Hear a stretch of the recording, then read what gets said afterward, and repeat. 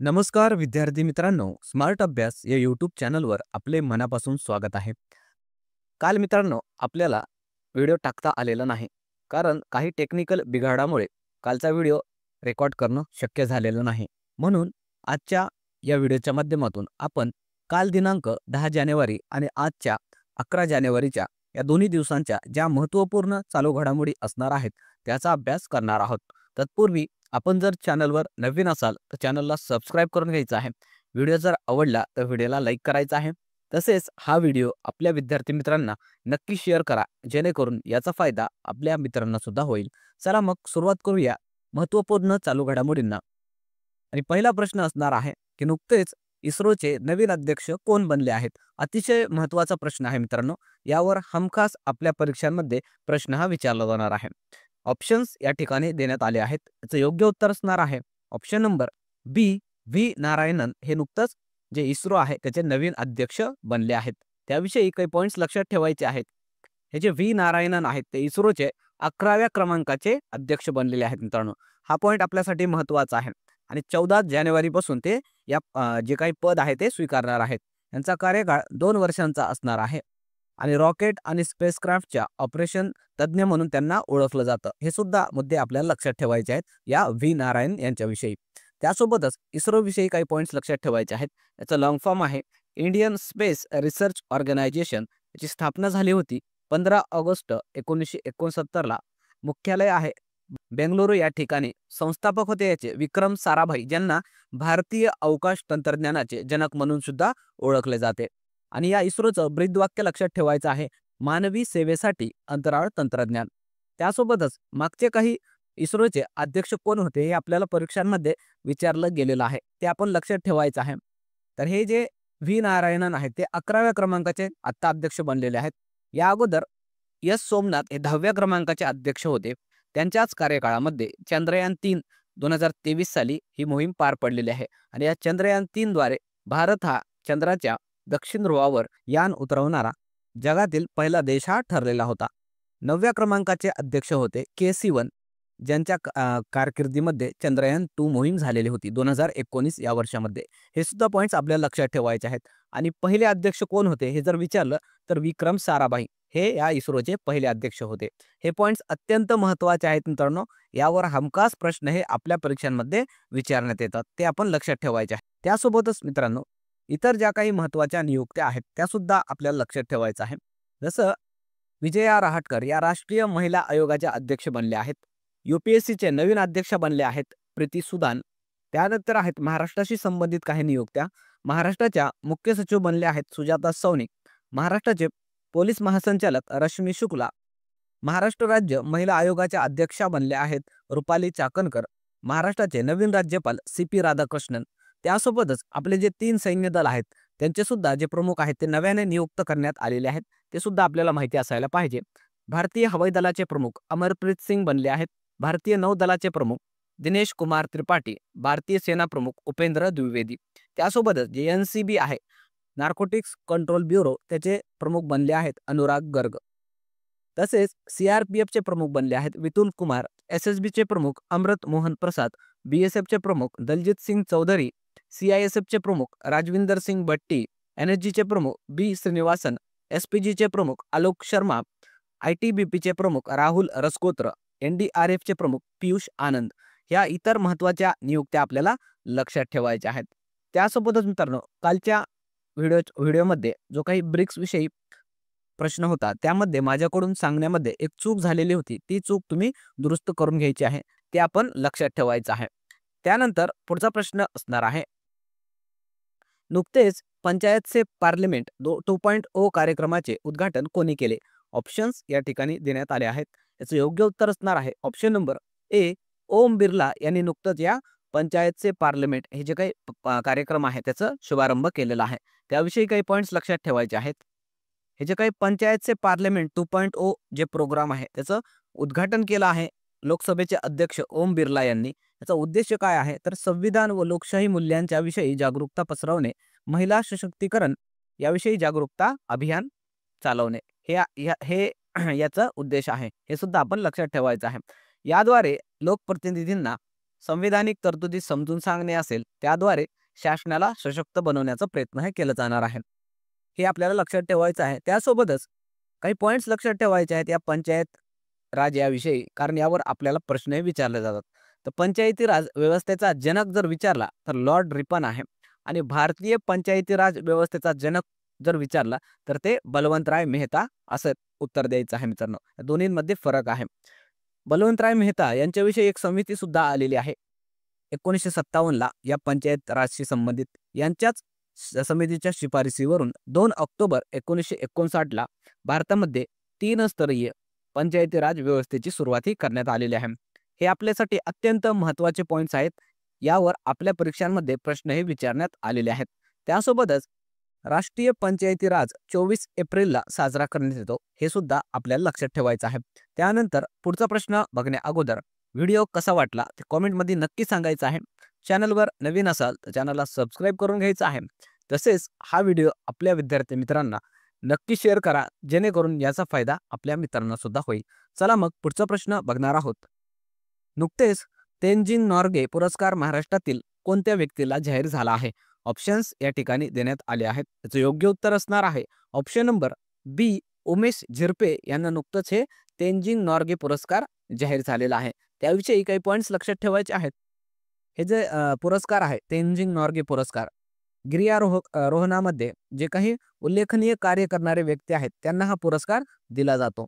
नुकतेच जे राष्ट्रपती द्रौपदी मुर्मू आहे यांच्या हस्ते गिर्यारोहक उमेश झिरपे यांना हा पुरस्कार जाहीर झालेला आहे आणि हा पुरस्कार राष्ट्रीय साहस पुरस्कार केंद्र सरकारकडून दिला जात असतो. मित्रांनो, उमेश झिरपे यांच्याविषयी काही पॉइंट्स लक्षात ठेवायचे आहे.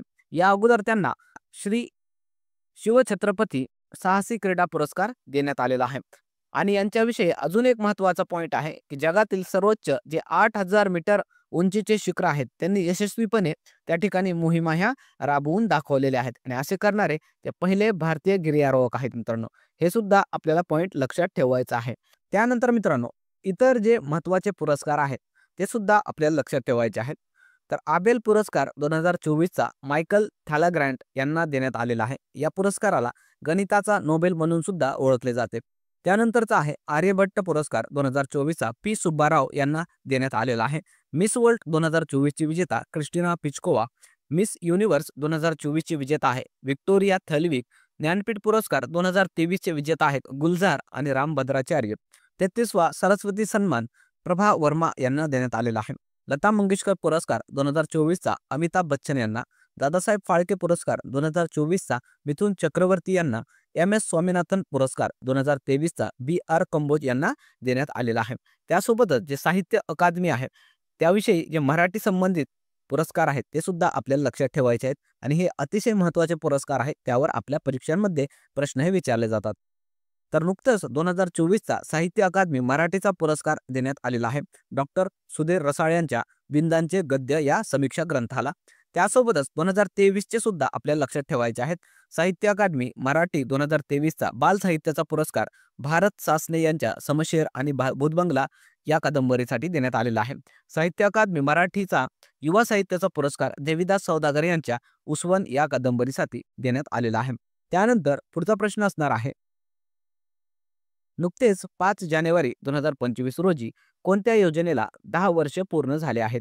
ऑप्शन्स या ठिकाणी देण्यात आले आहेत. योग्य उत्तर असणार आहे ऑप्शन नंबर ए, उजाला या योजनेला नुकतंच 5 जानेवारी 2025 ला पूर्ण 10 वर्ष झालेले आहेत.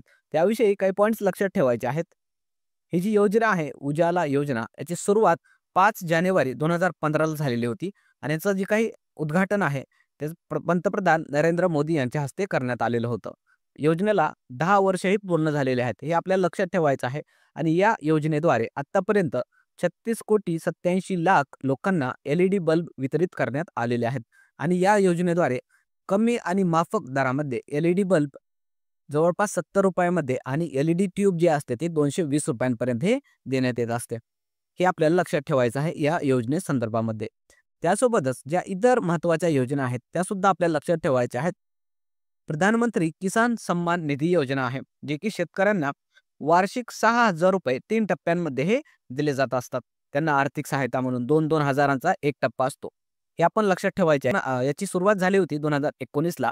त्यानंतरची योजना आहे उज्ज्वला योजना, जे की LPGचं जे काही गॅस सिलेंडर असतं त्याच्या कनेक्शनसाठीची ही योजना आहे मित्रांनो. त्याद्वारे भारतातील कोट्यावधी लोकांना LPG गॅसची जोडणीही देण्यात आलेली आहे. त्याची स्थापना झाली होती 2016 या वर्षी.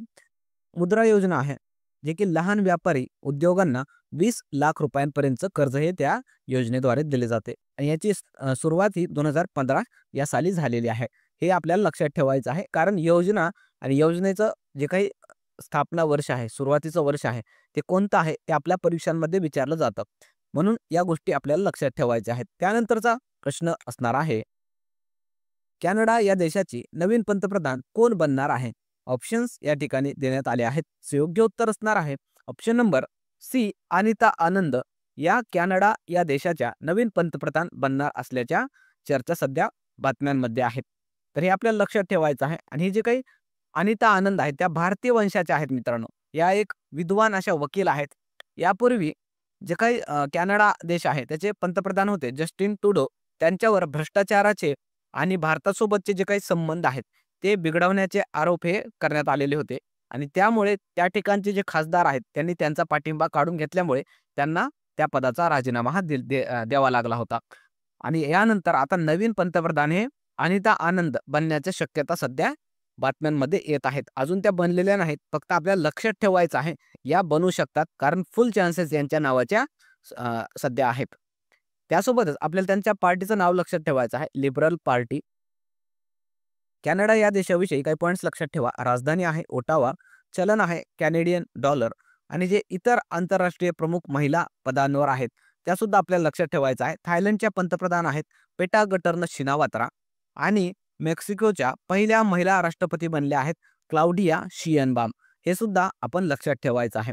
त्यानंतर पुढचा प्रश्न असणार आहे, मोदवेत महोत्सव कोणत्या राज्यात साजरा करण्यात आला? ऑप्शन्स या ठिकाणी देण्यात आले आहेत. त्याचं योग्य उत्तर असणार आहे ऑप्शन नंबर बी, तामिळनाडू या राज्यामध्ये हे मोदवेत नावाचा महोत्सव साजरा करण्यात आलेला आहे. त्याविषयी काही पॉईंट्स लक्षात ठेवायचं आहे. तामिळनाडूमधील जे टोडा नावाची आदिवासी जमात आहे ती जमात ही महोत्सव साजरा करत असते आणि ही जी काही टोडा नावाची जमात आहे मित्रांनो, ती तामिळनाडूमध्ये जे निलगिरी पर्वत रांगा आहेत त्यामध्ये ही जमात वास्तव्याला असते मित्रांनो. हे पॉईंट सुद्धा आपल्याला लक्षात ठेवायचं आहे. त्यासोबतच जे इतर सण आणि महोत्सव आहेत ते सुद्धा आपल्याला लक्षात ठेवायचे आहेत.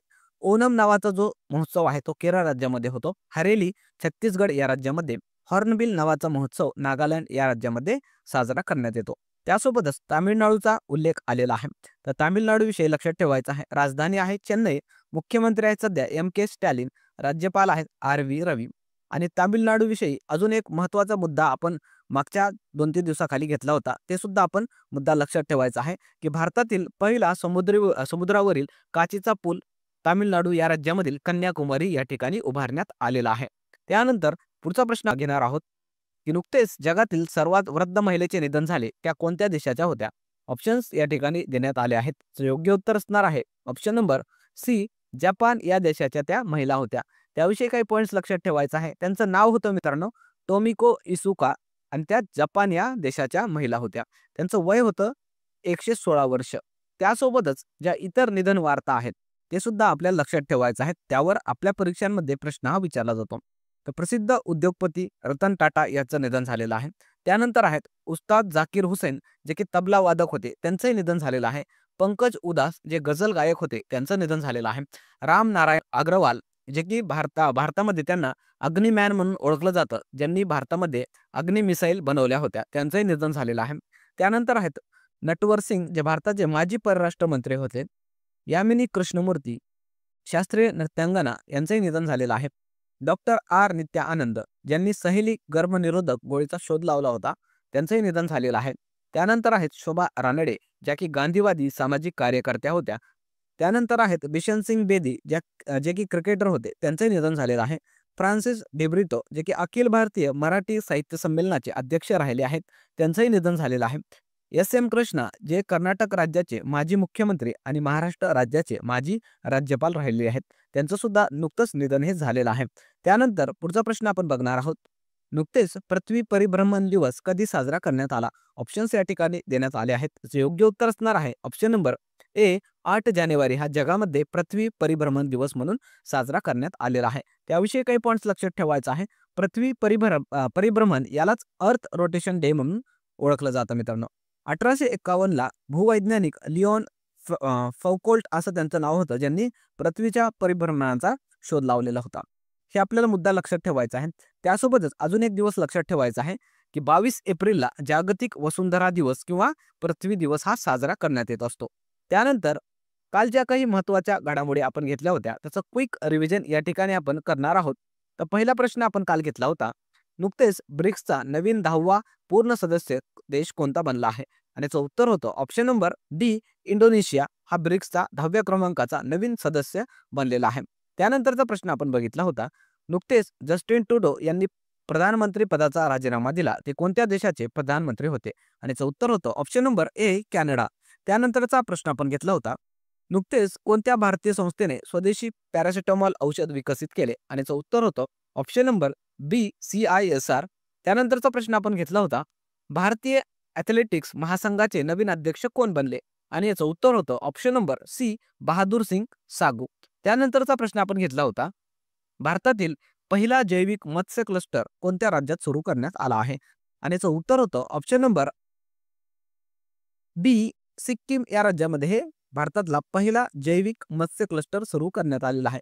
याविषयी आपण कालच्या व्हिडिओमध्ये डिटेलमध्ये अभ्यास केलेला आहे. त्यानंतरचा प्रश्न आपण घेतला होता, नुकतेच भारतीय प्रवासी दिवसचे आयोजन कोठे करण्यात आले आहे? आणि याचं उत्तर होतं ऑप्शन नंबर ए, भुवनेश्वर.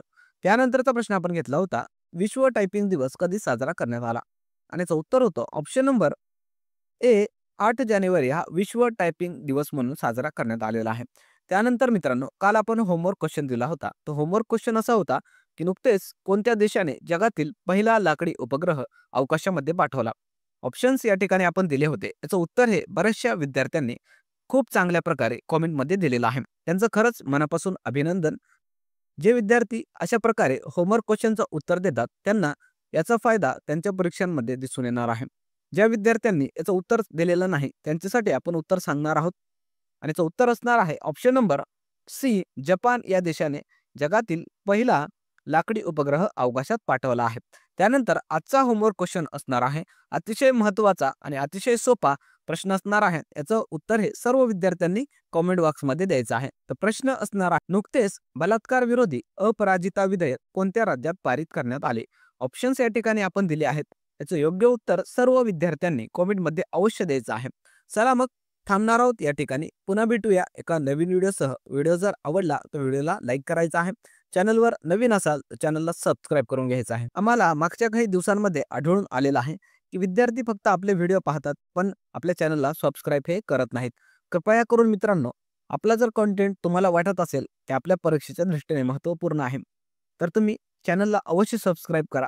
यामुळे काय होणार आहे की आम्हाला सुद्धा सबस्क्राईब केल्यामुळे नव्याने काम करण्याची उमेदही मिळणार आहे. म्हणून कृपया करून आमच्या कामाची पोचपावती म्हणून आमच्या चॅनलला सबस्क्राईब करायचं आहे.